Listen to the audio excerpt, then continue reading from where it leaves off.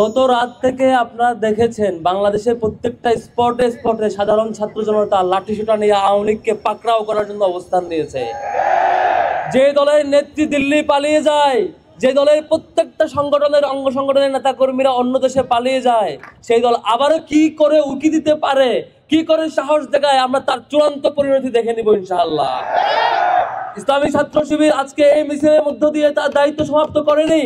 ইসলামী ছাত্র শিবির গতকাল থেকে আগামী দিনেও সারা ঢাকা থেকে শুরু করে পুরো বাংলাদেশের প্রত্যেকটা গুরুত্বপূর্ণ স্পট আমরা পাহারা দিব।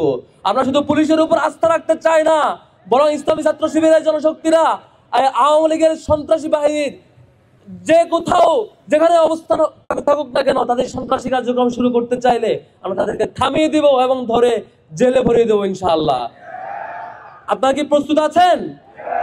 ইসলামী ছাত্র শিবিরের কোন জনশক্তি বেঁচে থাকতে, ইসলামী ছাত্র শিবিরের কোন পর্যায়ের কর্মী বেঁচে থাকতে এই বাংলাদেশ আর সন্ত্রাসী লীগকে আমরা ফিরতে দিব না ইনশাআল্লাহ।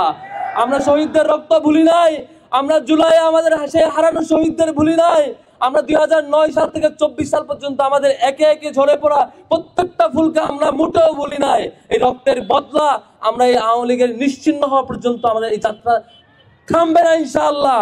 আমাদের এই যাত্রা থামবে না।